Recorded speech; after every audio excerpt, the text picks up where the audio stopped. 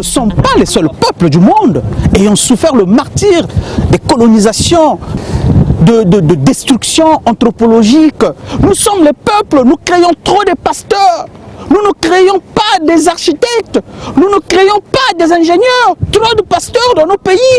Nous ne faisons pas assez pour bonifier le sang de nos ancêtres.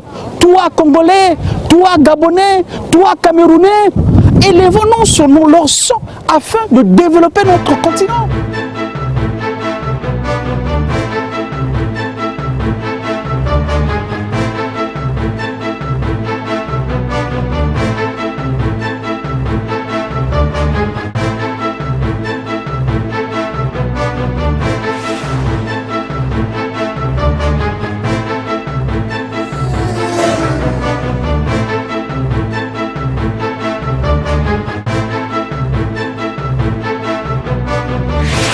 Ici à Varikoum, sur cette belle place de la Défense, pour vous présenter mon livre publié aux éditions Edilivre. L'écriture est un hurlement. Dans ce livre, je hurle, je parle. Je vais vous donner un petit résumé du livre.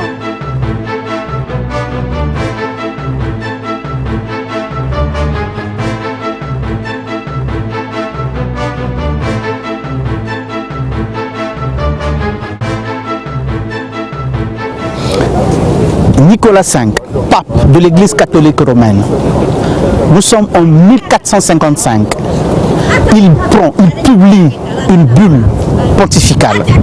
Il décide et il donne tous les droits au roi Alphonse V, roi du Portugal, pour soumettre tous les peuples du monde qui ne sont pas chrétiens. Tous les peuples du monde, les Arabes, les Noirs, à l'époque on ne parlait pas des Noirs, on disait simplement les peuples non chrétiens. Tous ces peuples doivent être colonisés. Tous ces peuples doivent être mis en esclavagisme. Et il parle d'esclavagisme perpétuel. Il faut les mettre perpétuellement en esclavagisme. Et c'est là où va commencer donc la traite négrière que vous connaissez vous tous.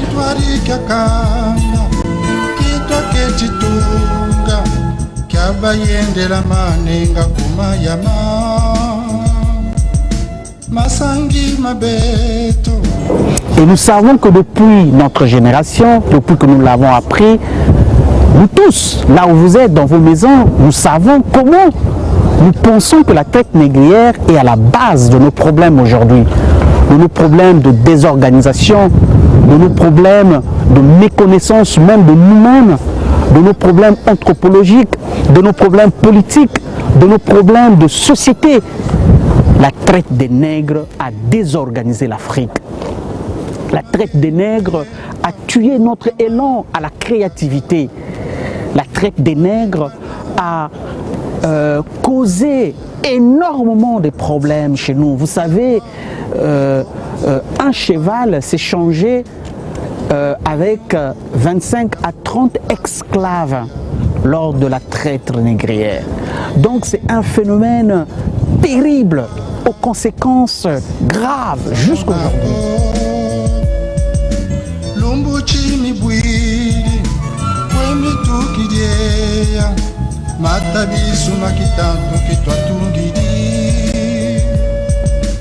Après la traite des nègres, qui a quand même duré plus de 4 siècles, et s'est installée après la colonisation, nos grands-parents, nos aïeuls ont souffert aussi bien de la traite négrière et de la colonisation.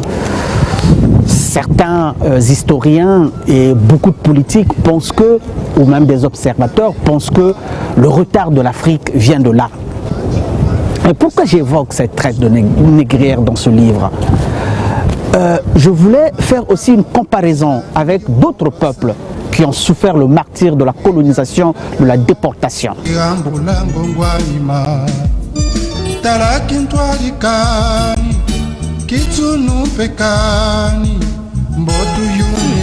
Nous ne sommes pas les seuls peuples du monde ayant souffert le martyre des colonisations, de destruction anthropologique, sociologique. Le peuple juif a été aussi détruits, désorganisés, colonisés, dominés par d'autres peuples. Beaucoup de peuples ont été dominés. Et pourquoi donc, nous, le peuple qui vit au sud du Sahara, ne tirons pas profit de la domination que nous avons connue pour nous élever? Ne tirons pas profit, ne prenons pas donc les leçons, ne tirons pas de leçons sur le sang de nos ancêtres, le sang de tous ceux qui sont morts du fait de la traite négrière, du fait de la colonisation. Élevons-nous sur leur sang afin de développer notre continent. Pourquoi nous n'arrivons pas à nous organiser? Pourquoi nous sommes incapables d'organiser quelque chose qui tient, des États qui tiennent? Pourquoi nous sommes incapables de penser aux souffrances de ceux qui sont morts pendant la colonisation, pendant la traite négrière? Pourquoi nous sommes incapables de le faire? Voilà le questionnement qui est posé par ce livre. L'écriture est un hurlement, est un moment de réflexion, est un moment de débat que je lance. Je pense que nous ne faisons pas assez pour bonifier le sang de nos ancêtres.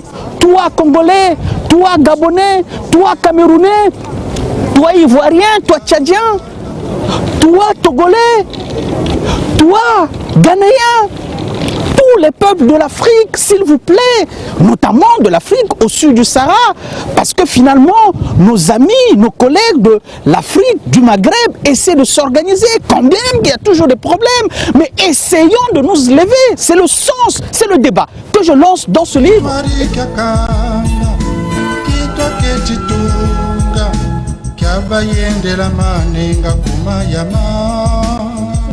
Et donc j'appelle donc aux professeurs de philosophie dans les lycées, dans les collèges, ces profs de français, ces profs de mathématiques, d'organiser des jeunes, d'organiser des lectures, parce que c'est simplement dans la lecture, dans le travail acharné que nous allons nous développer.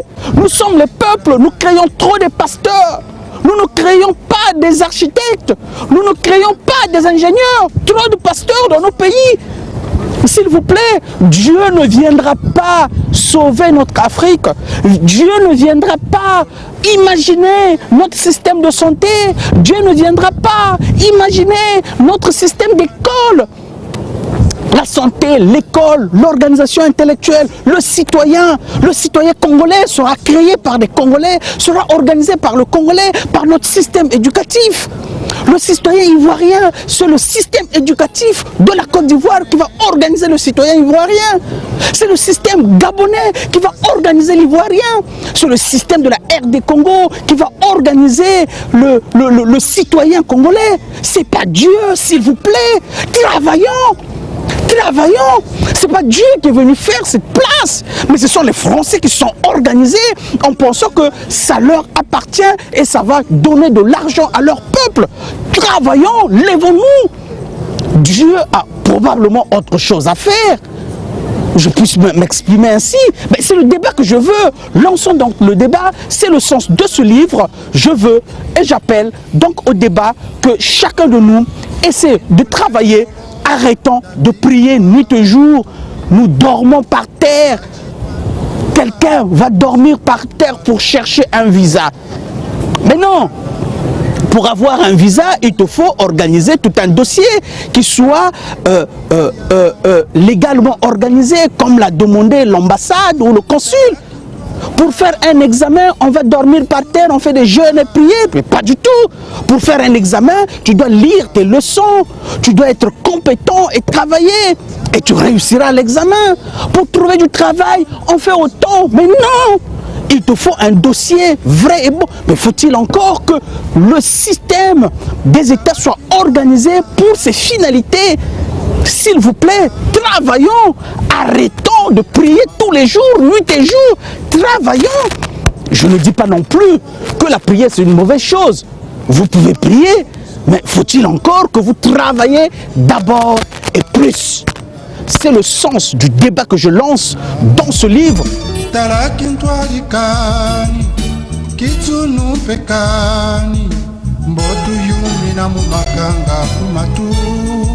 je suis désolé, beaucoup de choses vont m'être reprochées. Mais qu'est-ce que veut dire Avarikoum? Est-ce que la prière, c'est pas une bonne chose? Je vous en prie, ce monde-ci a connu 1000 ans de religiosité pendant le Moyen-Âge. Ils ont fait 1000 ans, mais après le Moyen-Âge, il y a eu la Renaissance. Il y a eu la Renaissance. De la Renaissance, ils sont arrivés jusqu'aux Lumières, au XVIIIe siècle, et des Lumières, la révolution industrielle, nous connaissons tout ça. Aujourd'hui, ils sont avec une grande révolution, avec l'Internet et tout ce que nous connaissons, des réseaux sociaux. Mais c'est le fait du travail. Et je ne parlerai pas des régimes démocratiques pour tracter la démocratie, pour apporter le meilleur de nous-mêmes. Et donc, le livre soulève beaucoup de questions, des questions comme ça, des questions d'organisation, une critique sur ce que nous faisons. Je vous laisse donc lire ce livre. L'écriture est un hurlement. Moi, je hurle et je pense que j'existe. Et celui qui ne hurle pas, celui qui ne hausse pas le ton pour que cette génération d'aujourd'hui se réveille, celui-là, il est contre les Africains. Et si vous êtes vraiment Africain, si vous voulez véritablement vous réveiller, alors travaillons, bossons. Lançons donc des méthodes de travail et nous verrons peut-être un début de changement d'ici la fin de ce siècle. Sinon, nous resterons toujours sous la domination, sous la colonisation de ce que nous savons désigner tous les jours. Mais je pense, le premier ennemi, c'est nous-mêmes. C'est toi le Congolais, c'est toi le Gabonais, c'est toi l'Ivoirien, c'est toi le Togolais. C'est toi qui dois t'élever et qui dois changer chez toi. Merci.